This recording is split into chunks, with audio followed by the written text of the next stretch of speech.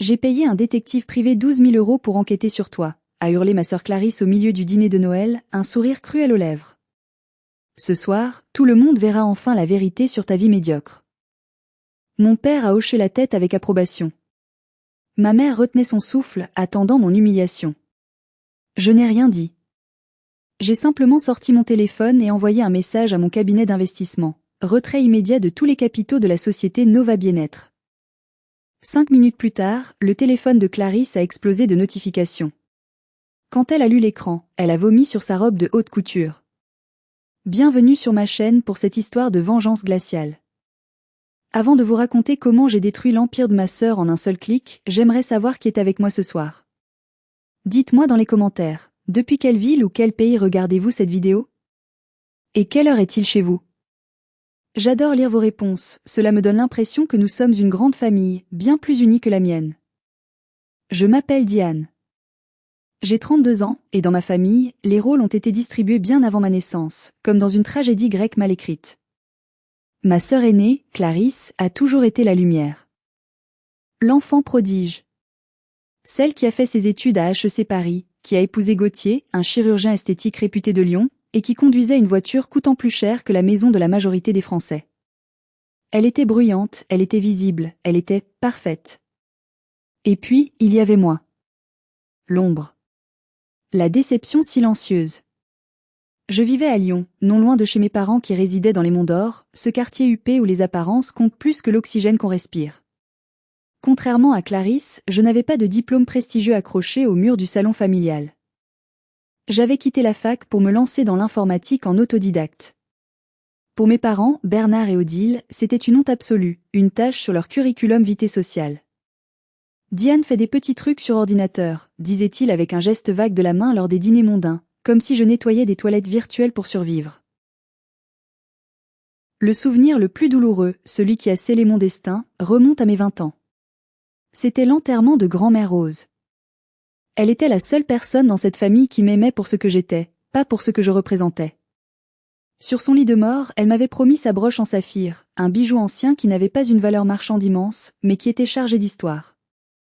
Elle m'avait dit, la voix tremblante, « C'est pour toi, ma petite Diane, car tu as les yeux de la même couleur, et le cœur aussi pur. » Mais le jour de la lecture du testament, Clarisse a fait une scène épouvantable. Une crise de larmes digne d'une actrice hollywoodienne en manque d'Oscar. J'en ai besoin pour le gala de charité de la Croix-Rouge, a-t-elle pleurniché en s'agrippant au bras de notre père. Diane ne sort jamais, elle va la laisser prendre la poussière dans un tiroir. C'est du gâchis. Ma mère s'est tournée vers moi, avec ce regard froid et calculateur que je connais par cœur. Ta sœur a raison, Diane. Clarisse a une image publique à entretenir. Toi, tu n'en as pas l'utilité. Sois gentille, pour une fois, ne sois pas égoïste. Donne-lui. J'ai donné la broche. Non pas par gentillesse, mais parce que j'étais épuisée de lutter. J'ai vu Clarisse sourire en séchant ses fausses larmes instantanément. Elle a épinglé la broche sur sa veste Chanel avec un air de triomphe. Elle ne l'a portée qu'une seule fois. 1 an plus tard, je l'ai vue en vente sur un site d'enchères en ligne. Elle l'avait vendue pour s'acheter un sac à main de créateur. C'est ce jour-là que quelque chose s'est définitivement brisé en moi. Mais c'est aussi ce jour-là que j'ai décidé de ne plus jamais être la victime. J'ai appris à me taire. J'ai appris à construire dans le silence. Et surtout, j'ai appris que la vengeance est un plat qui se mange non seulement froid, mais qui se prépare avec une précision chirurgicale, loin des regards indiscrets. Clarisse pensait que j'étais une moins que rien. Elle adorait m'humilier à chaque réunion de famille. Alors Diane, toujours à taper des données pour le SMIC, demandait-elle en riant, tandis que Gauthier me servait du vin bon marché alors qu'il buvait du grand cru classé. Ce qu'ils ignoraient tous, c'est que le truc sur ordinateur que je faisais n'était pas de la saisie de données. J'avais fondé Orion Patrimoine. J'étais devenue, dans l'ombre la plus totale, l'une des gestionnaires d'actifs les plus performantes de la région, gérant des portefeuilles pour des clients que Clarisse ne pourrait même pas rêver d'approcher. Mais je savais une chose, si je révélais ma réussite, ils ne me respecteraient pas plus. Ils essaieraient juste de me voler. Alors, j'ai gardé le silence. Jusqu'à ce que le destin, ou plutôt l'arrogance de ma sœur, ne m'oblige à parler. Mais comment en sommes-nous arrivés à ce dîner de Noël catastrophique? Laissez-moi remonter le temps. Imaginez la scène. Je vis dans une petite maison en banlieue, une ancienne ferme rénovée que j'ai achetée content, mais dont je n'ai jamais refait la façade extérieure exprès. De dehors, on dirait une ruine charmante mais modeste, le genre d'endroit où vit quelqu'un qui a du mal à joindre les deux bouts. C'était mon camouflage parfait. À l'intérieur, c'était un vaisseau spatial. Mon bureau, situé dans l'ancienne grange, est le centre névralgique de mon existence. 4 écrans incurvés haute résolution, des serveurs sécurisés avec refroidissement liquide, une connexion fibre optique dédiée et cryptée. Je gère des stratégies d'investissement complexes, des algorithmes de trading haute fréquence et des portefeuilles immobiliers pour des investisseurs privés qui ne connaissent même pas mon vrai nom. Ils me connaissent sous le pseudonyme l'architecte. Mes journées ne consistent pas à taper des chiffres comme le pense ma mère. Je déplace des millions d'euros d'un continent à l'autre. J'analyse des tendances de marché que les banquiers traditionnels ne voient que 3 semaines plus tard. J'ai investi dans les crypto-monnaies avant que ce soit la mode, j'ai parié sur des technologies vertes avant l'explosion du secteur. À 32 ans, mon patrimoine personnel s'élevait à un montant qui aurait fait faire une crise cardiaque immédiate à mon père, 18 millions d'euros. Oui, vous avez bien entendu. Mais quand je rendais visite à mes parents le dimanche midi pour le traditionnel poulet rôti, je garais ma vieille Renault Clio grise et cabossée à côté de la Porsche Cayenne rutilante de Clarisse. Je portais des jeans simples, des pulls en laine un peu lâches, pas de bijoux, pas de maquillage excessif. Je jouais mon rôle à la perfection. Tu as l'air fatiguée, ma pauvre, disait ma mère en me tendant une assiette ébréchée, gardant la porcelaine de Limoges pour Gauthier et Clarisse. Tu devrais peut-être demander à ta sœur si elle a besoin d'une femme de ménage au bureau? Ça te ferait un complément de revenu, et ça reste en famille. Je souriais doucement, avalant ma colère avec une gorgée d'eau du robinet. Ça va aller, maman. Je m'en sors. Mon travail me plaît. Quel travail? Ricanait Gauthier en coupant sa viande. C'est du télétravail, c'est ça? Tu sais, ma clinique cherche quelqu'un pour trier les dossiers médicaux au sous-sol. C'est payé au lance-pierre, mais pour toi, ce serait une promotion, non? Pourquoi je ne leur ai rien dit? C'est la question que vous vous posez sûrement. Pourquoi subir ces humiliations semaine après semaine? Au début, c'était par peur. Peur qu'ils ne changent pas, mais qu'ils aiment mon argent et non ma personne. Je voulais être aimée pour Diane, pas pour le solde de mon compte en banque. Puis, c'est devenu un test. Je voulais voir jusqu'où il pouvait aller dans le mépris gratuit. Et enfin, c'est devenu une protection nécessaire. Clarisse est un trou noir financier.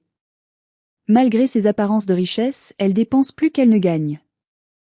Elle et Gauthier vivent à crédit pour impressionner des gens qu'ils détestent secrètement. Si elle avait su que j'étais riche, multimillionnaire, elle m'aurait drainé jusqu'à la dernière goutte, en utilisant la culpabilité familiale comme arme de destruction massive. Allez Diane, tu es seule, tu n'as pas d'enfant, aide ta sœur.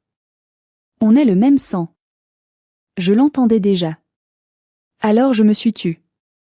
J'ai joué le rôle de la brebis galeuse. Le vilain petit canard de la famille.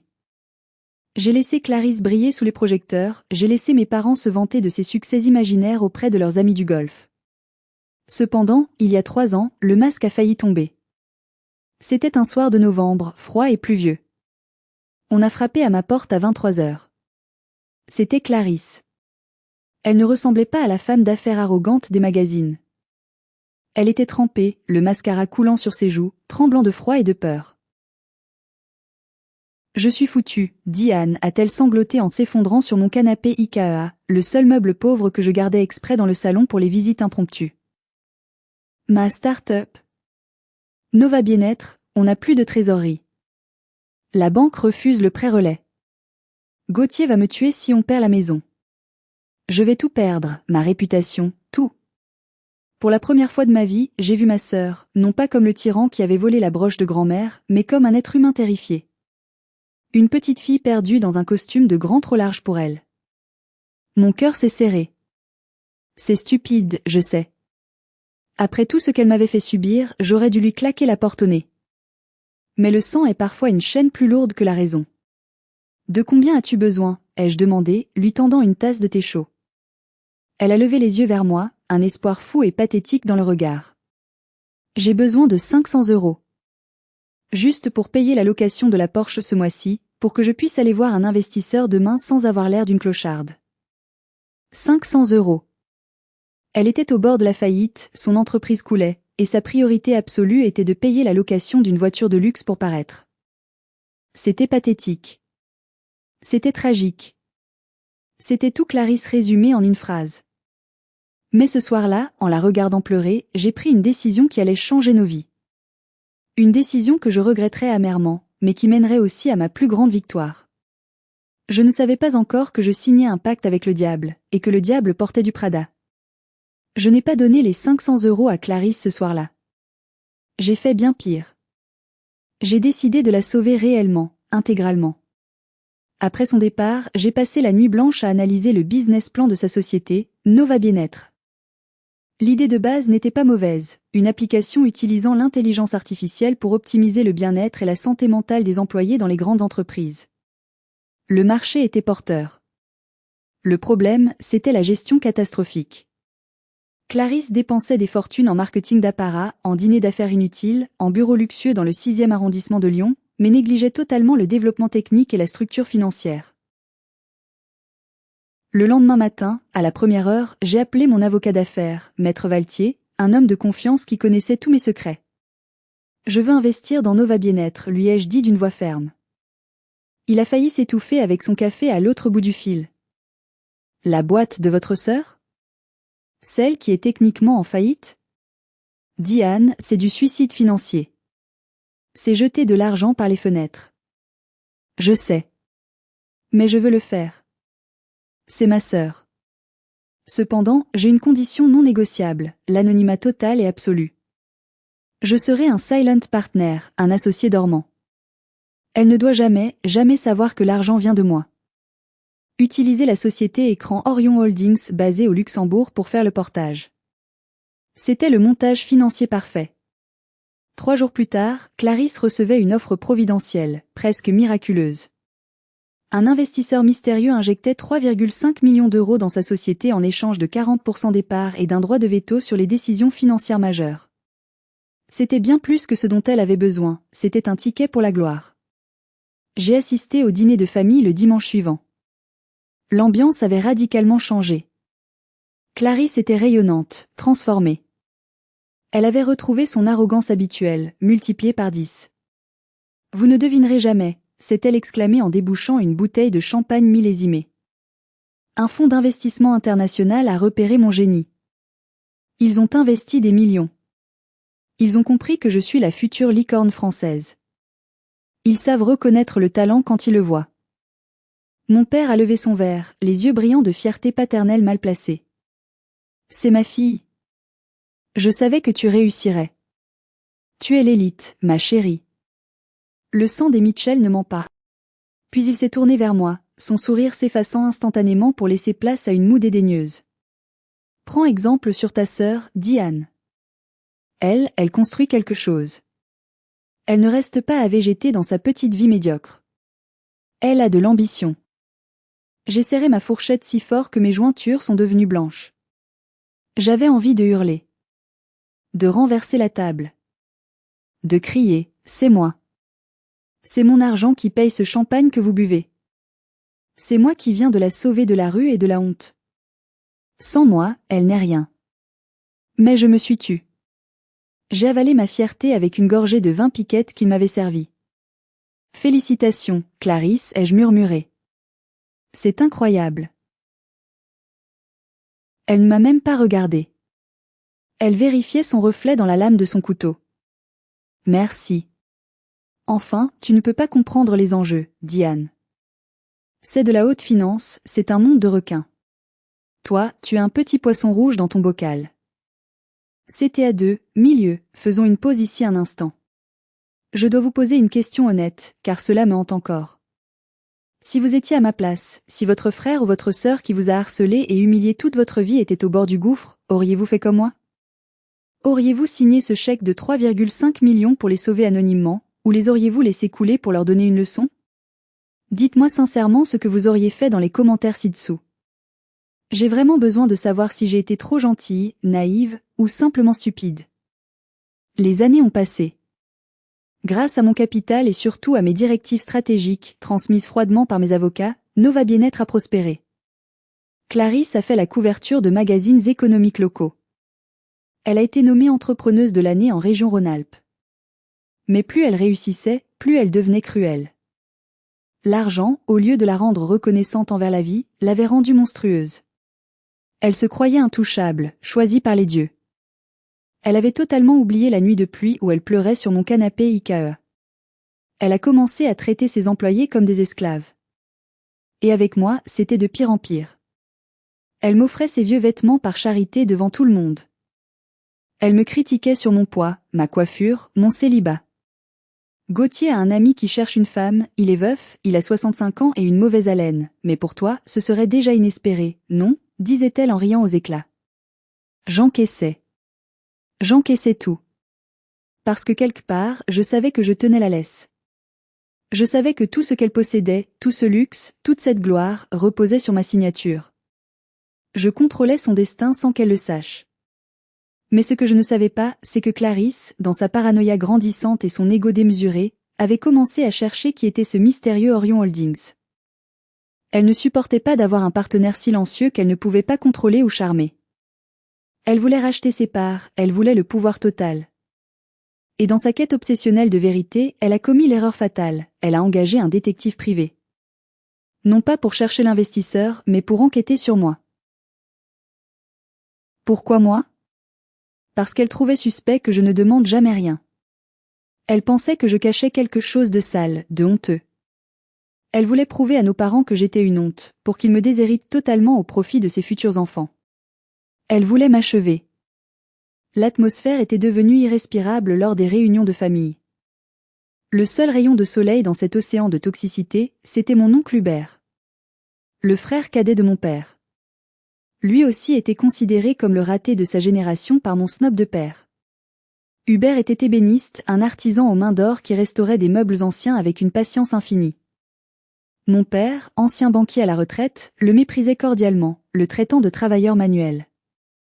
Lors de l'anniversaire de mon père, en octobre dernier, Hubert s'est assis à côté de moi, loin du bout de table où trônaient les réussites. Ne les écoute pas, ma petite, m'a-t-il chuchoté alors que Clarisse racontait bruyamment comment elle avait viré une assistante parce qu'elle portait des chaussures moches qui ne correspondaient pas à l'image de la marque. Tu vaux mieux que, dit Anne. Je le vois dans tes yeux. Tu as une force qu'ils n'auront jamais. Le silence est l'arme des forts. J'ai souri à Hubert, les larmes aux yeux. Il était le seul à qui j'avais envie de tout dire. De lui montrer mes comptes, mes succès, ma vraie vie. Mais je ne voulais pas le mettre en danger ou le placer dans une position délicate face à son frère. Merci, tonton. Ça va, je suis habituée. J'ai la peau dure maintenant. Soudain, Gauthier, le mari de Clarisse, a tapé sur son verre avec sa fourchette pour réclamer le silence. Un toast, a-t-il crié, le visage rougeau d'avoir trop bu. À ma magnifique épouse, qui vient de signer un contrat exclusif avec la mairie de Lyon. Et, a dit Anne, bien sûr. Il s'est tourné vers moi avec un sourire de requin, ce sourire qui précède toujours une morsure. D'ailleurs, dit Anne, on en parlait avec Clarisse. On cherchait quelqu'un pour nettoyer les locaux de l'entreprise le soir, après le départ des employés. C'est payé au SMIC, mais c'est mieux que rien, non ? Ça te ferait sortir de ton trou et tu verrais à quoi ressemble une vraie entreprise. Toute la table a éclaté de rire. Mes parents, les cousins, tout le monde.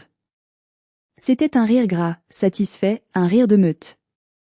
Hubert s'est levé d'un bond, le visage cramoisi de colère. C'est assez. Vous n'avez pas honte ? C'est votre sœur, votre fille. Comment osez-vous ? Mon père a agité la main avec agacement. Assieds-toi, Hubert. Tu n'as aucun sens de l'humour. C'est de la plaisanterie. Diane sait bien qu'on rigole, même si, entre nous, ce n'est pas une si mauvaise offre pour quelqu'un sans qualification. J'ai posé ma main sur le bras d'Hubert pour le calmer, sentant ses muscles tendus par la rage. À l'intérieur, je bouillonnais comme un volcan prêt à entrer en éruption. C'était la goutte d'eau. Pas l'insulte en elle-même, j'en avais entendu d'autres. Mais le fait qu'ils riaient de ma supposée misère alors que je payais littéralement leur train de vie, leur champagne, leurs vacances. Ce soir-là, en rentrant chez moi, j'ai ouvert mon ordinateur sécurisé.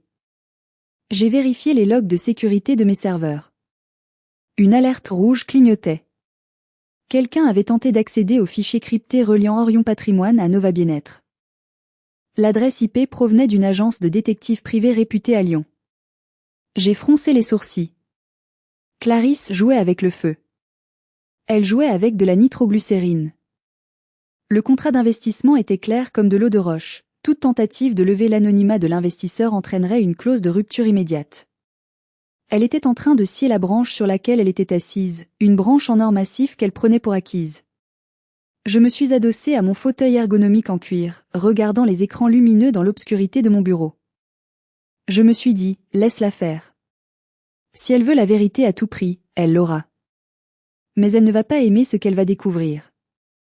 Le coup de téléphone fatidique est arrivé 3 jours avant Noël. C'était ma mère. Sa voix était excitée, presque fébrile. Diane, cette année, le réveillon se fait à la maison, à la villa. Clarisse organise tout. Elle a une grande annonce à faire, quelque chose de spectaculaire. Quel genre d'annonce, ai-je demandé, méfiante. Mon instinct de survie s'était activé. Oh, tu verras. C'est une surprise. Mais s'il te plaît, Diane, fais un effort vestimentaire pour une fois. Il y aura des gens importants. Des journalistes locaux, des partenaires d'affaires de Clarisse. Ne nous fais pas honte avec tes pulls pleins de bouloches et tes pantalons déformés. Elle a marqué une pause, puis a ajouté le coup de grâce. Ah, et viens à 16h. On aura besoin de toi pour aider le traiteur à dresser les tables et plier les serviettes. Clarisse ne veut pas abîmer sa nouvelle manucure. Bien sûr. Invités comme convives, utilisés comme domestiques. Le classique familial des fêtes de fin d'année. D'accord, maman. Je serai là. J'ai raccroché avec un calme glacial. J'avais une intuition. Une intuition terrible et précise. Clarisse ne faisait jamais rien gratuitement. Cette grande annonce, ce n'était pas une grossesse ou un nouveau contrat. C'était un spectacle. Une mise en scène. Et je sentais, au plus profond de mes tripes, que j'en étais la cible principale. J'ai passé les 2 jours suivants à préparer ma défense. J'ai contacté Maître Valtier en urgence. Préparez la clause 7.3 du pacte d'associés, lui ai-je ordonné. Vous êtes sûr, Diane? C'est l'option nucléaire. Si vous activez ça, l'entreprise s'effondre en 24 heures. C'est irréversible. Je suis sûr. Préparez tout. Je veux que ce soit exécutable depuis mon téléphone portable par un simple code de validation sécurisé. Je veux avoir le doigt sur la gâchette. Le soir de Noël, j'ai choisi ma tenue avec un soin méticuleux.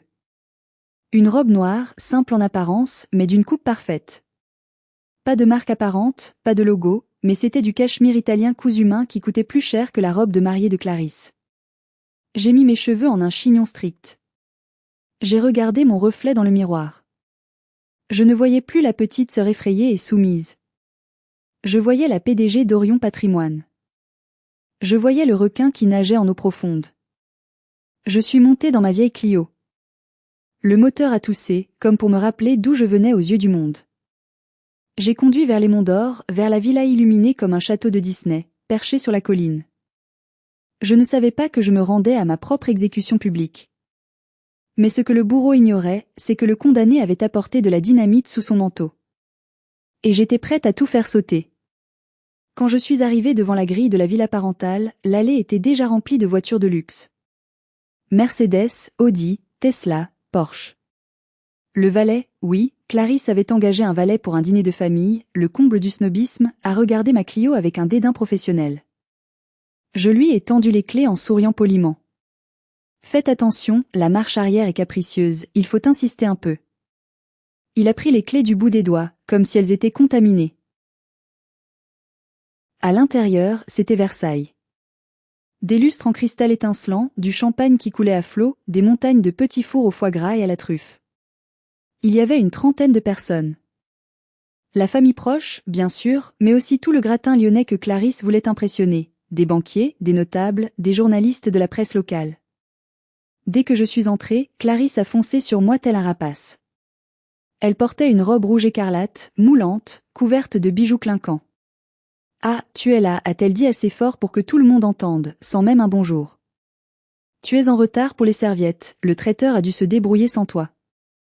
Heureusement qu'on ne compte pas sur toi pour les choses importantes. Va te mettre dans un coin et essaie de ne pas trop parler aux investisseurs, tu vas les ennuyer avec tes histoires inintéressantes. Elle m'a attrapé par le bras, ses ongles s'enfonçant dans ma chair, et m'a traîné vers un groupe d'hommes en costume cravate qui discutaient bourse. Messieurs, je vous présente ma petite sœur, Diane. Elle est, comment dire, en recherche d'elle-même. Un peu artiste, un peu rêveuse, n'est-ce pas? Elle a ri, un rire cristallin et faux qui sonnait comme du verre brisé. Si vous avez besoin de quelqu'un pour classer vos archives poussiéreuses au sous-sol, elle est très méticuleuse et pas chère. Les hommes ont ri poliment, me jetant des regards de pitié. J'ai senti la chaleur monter à mes joues.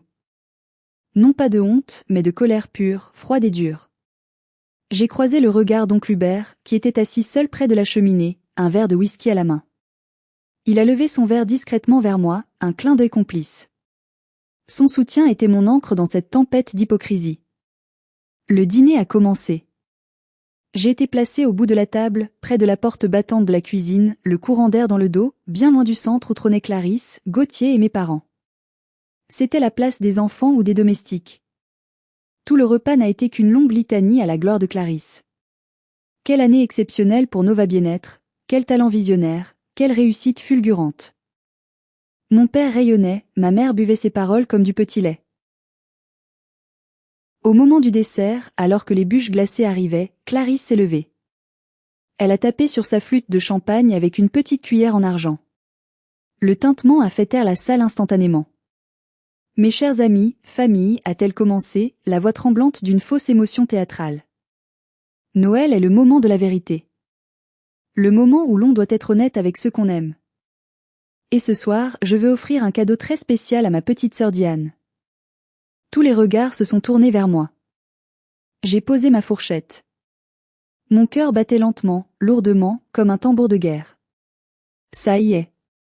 Le piège se refermait. Depuis des années, nous nous inquiétons tous pour Diane, a continué Clarisse, prenant un ton grave et concerné. Elle vit chichement, elle semble ne rien faire de sa vie, elle s'isole. Mais j'avais des doutes. Je trouvais étrange qu'elle refuse toujours notre aide financière. Alors, par amour, uniquement par amour fraternel, pour la sauver d'elle-même, j'ai engagé un professionnel pour comprendre ce qu'elle cache. Est-ce de la drogue? Des mauvaises fréquentations? Je voulais savoir pour pouvoir l'aider à s'en sortir. Un murmure choqué a parcouru la salle. Ma mère a porté la main à sa bouche, jouant la surprise, mais je suis intimement persuadée qu'elle savait et qu'elle avait approuvé. J'ai le plaisir de vous présenter Monsieur Rochefort, a annoncé Clarisse en désignant un homme petit, chauve, en imperméable beige, qui se tenait près de l'entrée comme une ombre. Il a mené l'enquête pendant 3 mois. Et ce soir, il va nous révéler la vérité sur la vie cachée de Diane, pour que nous puissions enfin la remettre dans le droit chemin, tous ensemble. C'était monstrueux. Elle avait payé 12 000 €, je l'apprendrai plus tard sur la facture, pour fouiller ma vie privée, violer mon intimité et exposer mes supposés échecs devant tout Lyon. Elle voulait m'humilier totalement, me briser publiquement pour m'obliger à devenir sa dépendante, son esclave émotionnelle pour le reste de mes jours. Mais elle ignorait qu'elle venait d'inviter le loup dans la bergerie. Monsieur Rochefort s'est avancé vers le centre de la pièce, sous les projecteurs du salon. Il tenait une pochette en carton bleu serrée contre sa poitrine. Il avait l'air terriblement mal à l'aise. Il transpirait abondamment, essuyant son front avec un mouchoir froissé. Il a regardé Clarisse, triomphante, puis il m'a regardé. Quand ses yeux ont croisé les miens, j'ai vu quelque chose d'étrange, d'inattendu. De la peur. Et du respect. Une immense déférence. Il savait qui j'étais. Allez-y, Monsieur Rochefort, a pressé Clarisse, impatiente de voir mon exécution en direct. Ne soyez pas timide. Dites à tout le monde ce que fait ma sœur de ses journées. Dites-leur qu'elle est au chômage, qu'elle vit des aides sociales, ou pire. Nous sommes prêts à tout entendre pour l'aider. Rochefort s'est raclé la gorge, un son guttural dans le silence pesant. Il a ouvert le dossier lentement. Ses mains tremblaient légèrement. Madame Mitchell, a-t-il commencé d'une voix faible, presque inaudible. J'ai effectivement mené une enquête approfondie sur mademoiselle Diane, comme vous me l'avez demandé et payé. J'ai suivi ses mouvements, analysé ses finances publiques, épluché ses registres. Il s'est arrêté, semblant chercher ses mots. Le silence dans la pièce était total, oppressant. On aurait pu entendre une mouche voler. Et, a aboyé mon père, impatient. Accoucher, bon sang. Elle a des dettes de jeu? Elle a des ennuis avec la police? Dites-nous. Rochefort a pris une grande inspiration, comme un plongeur avant le saut. Il a semblé prendre une décision vitale. Il s'est tourné vers Clarisse, puis vers l'Assemblée. Non, monsieur. Mademoiselle Diane n'a pas de dette. En réalité, l'enquête a révélé que Mademoiselle Diane est la propriétaire unique, la fondatrice et la présidente de la société Orion Patrimoine. Clarisse a froncé les sourcils, confuse, son sourire se figeant. Orion quoi? C'est quoi ce truc? Une petite boîte de secrétariat à domicile? Une association de quartier? Rochefort a secoué la tête vigoureusement. Non, madame. Orion Patrimoine est une holding financière internationale. Elle gère des actifs immobiliers de luxe et des portefeuilles boursiers majeurs. D'après les registres fiscaux et les actes de propriété que j'ai pu consulter, la fortune personnelle, nette d'impôts, de Mademoiselle Diane est estimée à plus de 18 millions d'euros. Un bruit de verre brisé a déchiré le silence. C'était ma mère qui avait lâché son verre de vin rouge. Le liquide cramoisi se répandait sur la nappe blanche immaculée comme une blessure mortelle. Quoi? A murmuré Gauthier, pâle comme un linge, se levant à demi de sa chaise. 18 millions? C'est impossible. C'est une blague?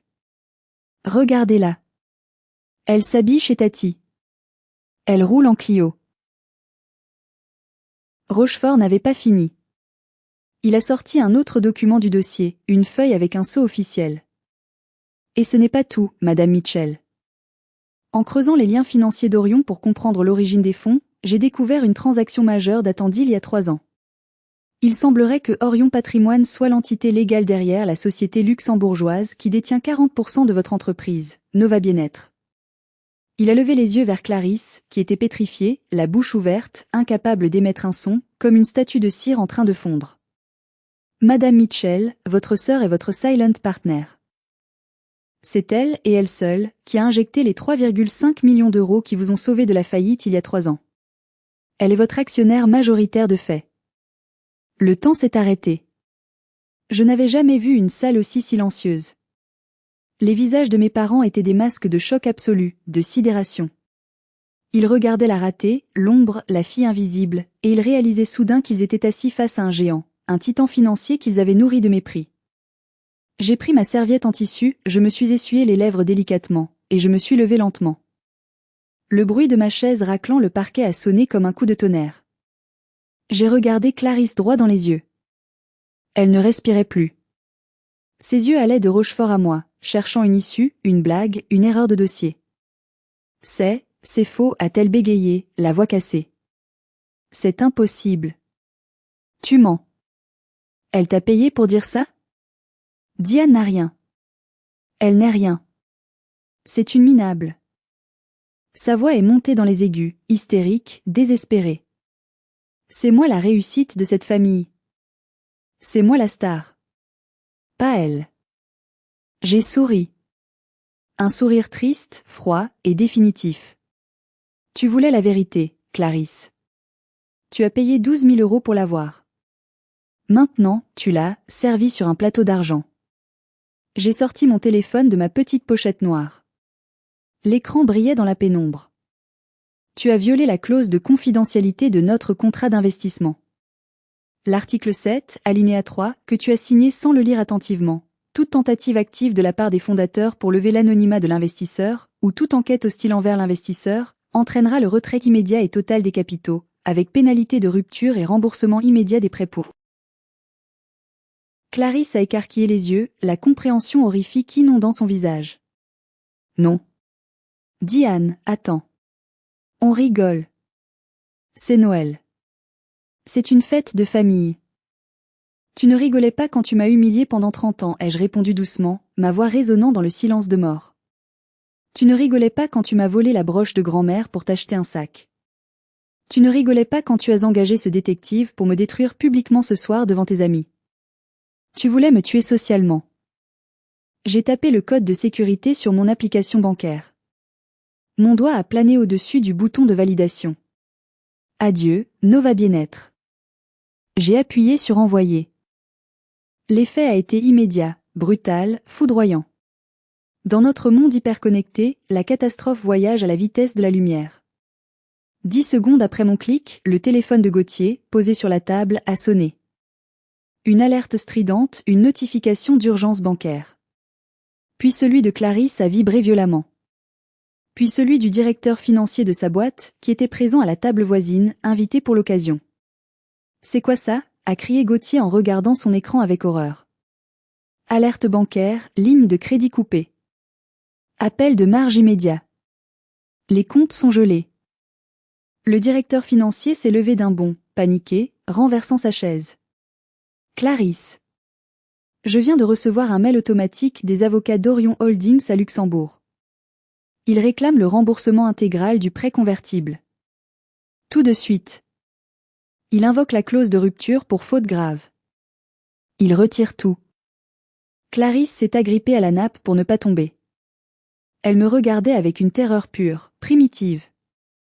Elle voyait son empire de papier s'enflammer sous ses yeux en temps réel. « Diane, je t'en supplie » a-t-elle gémi. « Annule ça. Tu ne peux pas faire ça à ta sœur. On est une famille. » « Ma sœur » ai-je répété avec dégoût. « Je n'ai pas de sœur. J'ai une sangsue que j'ai nourrie trop longtemps. J'ai une tortionnaire qui porte mon nom. » C'est à ce moment-là que la réalité physique l'a frappée de plein fouet. Le stress intense, l'alcool, le choc émotionnel. Clarisse a porté la main à sa bouche, son visage est devenu vert, elle a eu un haut-le-cœur violent, et elle a vomi. Elle a vomi tout son dîner de luxe sur la nappe blanche, sur sa robe rouge de créateur, et sur les chaussures en cuir italien de Gauthier. L'odeur âcre a rempli la pièce instantanément, brisant définitivement le glamour artificiel de la soirée. Les invités se sont reculés avec des cris de dégoût. Les photographes, cruels par nature et sentant le scoop, ont flashé la scène. La reine de Lyon couverte de vomi, ruinée par sa propre sœur qu'elle traitait de ratée. Mon père s'est levé, rouge de colère, les veines de son cou saillantes. « Diane. Tu es folle. Tu vas nous ruiner. C'est ta sœur. Remets l'argent tout de suite. Je te l'ordonne en tant que père. » J'ai ri. Un vrai rire, libérateur, qui venait du fond de mon âme. « Tu m'ordonnes ? Papa, tu n'as plus aucune autorité sur moi. En fait, tu n'en as jamais eu. J'ai acheté cette liberté il y a longtemps. Mon argent n'appartient pas à la famille Mitchell. Il appartient à Diane. » Je me suis tournée vers oncle Hubert, qui regardait la scène avec un sourire satisfait, presque admiratif, en sirotant son whisky comme si c'était le meilleur spectacle du monde. « Tonton, tu viens ? Je crois que la fête est finie ici.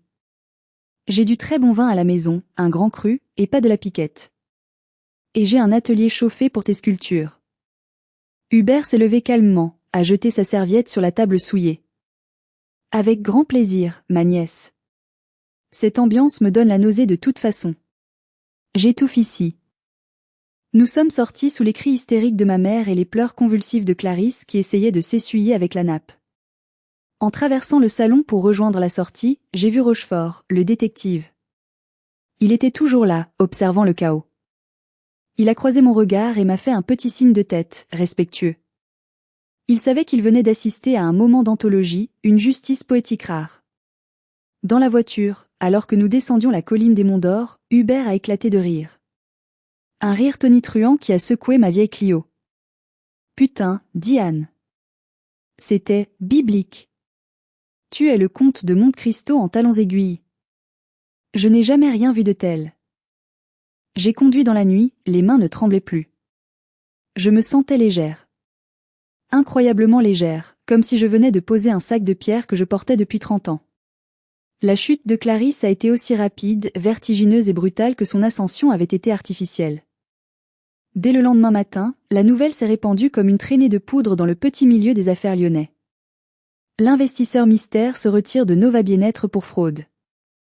Les mots fraude et rupture font peur. Les autres banques, sentant l'odeur du sang comme des requins, ont coupé toutes les lignes de crédit restantes. Les fournisseurs, impayés depuis des mois, ont exigé d'être réglés au comptant immédiatement. En une semaine, seulement 7 jours, la société était en cessation de paiement. Clarisse a dû déposer le bilan au tribunal de commerce. Mais le pire restait à venir pour elle. Dans son arrogance, et parce qu'elle croyait que mon argent, l'investisseur anonyme, serait toujours là pour la couvrir, elle avait signé des cautions personnelles sur ses biens propres pour garantir des prêts bancaires. La banque a été impitoyable. Ils ont saisi la maison, la Porsche Cayenne, les bijoux, et même ses comptes personnels. Elle a tout perdu. Absolument tout. Gauthier, son mari parfait, n'a pas tenu 2 semaines. Dès qu'il a compris qu'il n'y avait plus d'argent, que les fêtes étaient finies et que Clarisse était devenue un paria social endetté, il a demandé le divorce. Il est parti avec une de ses infirmières de 22 ans. L'amour éternel, version bling bling, n'a pas résisté à l'épreuve de la pauvreté. Mes parents ont été dévastés. Non pas pour moi, ni même vraiment pour la souffrance de Clarisse, mais pour leur image. Leur précieuse réputation était en lambeaux. Ils ont dû vendre leur village chéri des Monts d'Or pour aider Clarisse à payer une partie de ses dettes personnelles et lui éviter la prison pour mauvaise gestion frauduleuse. Ils vivent maintenant dans un petit appartement en location dans une banlieue triste, loin de leurs amis du golf qui ne les appellent plus. Ils ont essayé de me contacter des centaines de fois. Appels, SMS, lettres recommandées, visites devant mon portail, que j'ai fait électrifier, renforcer et équiper de caméras. Diane, sois raisonnable, c'est ta famille. Tu as des millions, donne-nous juste un peu pour qu'on garde la maison. Comment peux-tu être aussi cruel? J'ai tout bloqué. J'ai changé de numéro. J'ai envoyé une seule et unique réponse, par l'intermédiaire officiel de mon avocat, Maître Valtier. Vous avez choisi votre enfant prodige il y a 30 ans. Vous avez misé sur le mauvais cheval. Assumez-en le prix aujourd'hui. Toute nouvelle tentative de contact sera considérée comme du harcèlement et traitée par la justice. Récemment, je suis allée faire des courses dans un grand centre commercial à la Pardieu, à Lyon. Je passais devant une grande enseigne de parfumerie grand public. Et je l'ai vue. Clarisse. Elle portait l'uniforme de la chaîne, un tablier noir synthétique avec le logo de la marque. Elle maquillait une cliente âgée, essayant de lui vendre une crème anti-rides avec un sourire forcé. Elle avait l'air vieillie de 10 ans. Ses traits étaient tirés, son regard était éteint, vide. Elle avait perdu sa superbe, son arrogance. Elle m'a vue dans le miroir du stand. Sa main s'est figée en l'air, le pinceau tremblant. Nos regards se sont croisés. Pendant une seconde, j'ai cru qu'elle allait venir m'agresser, crier ou pleurer. Mais elle a juste baissé la tête, honteuse, vaincue, et a continué à appliquer le fond de teint sur la dame. C'était sa punition ultime. Elle qui méprisait les petits boulots, elle qui se moquait des vendeuses, elle était maintenant obligée de servir les autres, de s'agenouiller pour survivre. Je n'ai ressenti aucune joie sadique à ce moment-là. Juste une indifférence polie, glacée. La haine s'était évaporée, remplacée par le néant absolu. Elle n'était plus ma sœur, elle n'était plus mon ennemie. Elle était juste une étrangère, une inconnue avec qui je partageais un peu d'ADN malheureux. J'ai continué mon chemin sans m'arrêter, sans me retourner. J'ai acheté un parfum de luxe pour la nouvelle petite amie d'Hubert. Oui, à 65 ans, mon oncle a retrouvé l'amour avec une femme formidable. La vie continue, et elle est belle quand on coupe les branches mortes. Aujourd'hui, je vis toujours dans ma ferme en Ardèche, mais j'ai enfin fait refaire la façade. C'est magnifique, en pierres apparentes. J'ai aussi acheté la parcelle voisine pour y planter des vignes et faire mon propre vin. Oncle Hubert a aménagé son atelier d'ébénisterie dans ma grange rénovée. Il m'apprend à travailler le bois le week-end. C'est apaisant. Il y a quelque chose de noble, de pur à construire quelque chose de ses mains, quelque chose de vrai, qui dure, pas des chiffres virtuels sur un écran ou des réputations basées sur du vent. Orion Patrimoine continue de prospérer, mais je travaille moins. J'ai délégué. Je voyage. Je profite.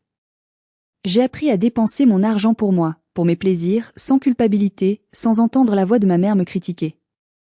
Ce soir de Noël a été la chose la plus douloureuse et la plus libératrice de ma vie entière. J'ai perdu une famille toxique, c'est vrai.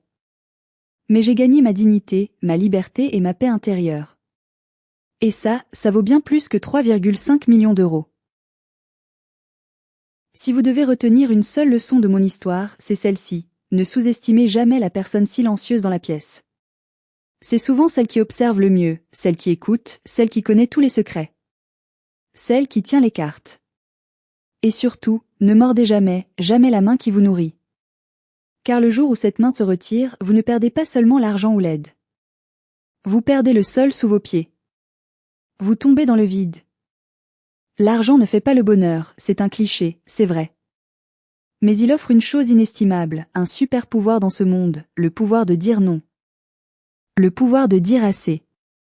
Et le pouvoir de s'éloigner des gens toxiques, même si c'est votre propre sang, sans jamais avoir besoin de se retourner. Voilà, c'est la fin de mon histoire. J'espère qu'elle vous a plu et qu'elle vous a donné un sentiment de justice. Si vous avez ressenti cette satisfaction intense quand j'ai appuyé sur le bouton envoyer, mettez un énorme j'aime à cette vidéo. C'est important pour la chaîne. Abonnez-vous et activez la cloche pour plus d'histoires de vengeance, de karma et de justice familiale. Et surtout, partagez votre expérience dans les commentaires. Avez-vous déjà été le mouton noir ou le bouc émissaire de votre famille? Comment avez-vous pris votre revanche ou trouvé votre paix? J'ai hâte de vous lire et de vous répondre. À très bientôt pour une nouvelle histoire. D'ici là, gardez vos secrets bien au chaud, et vos investissements encore plus protégés. Prenez soin de vous. Fin.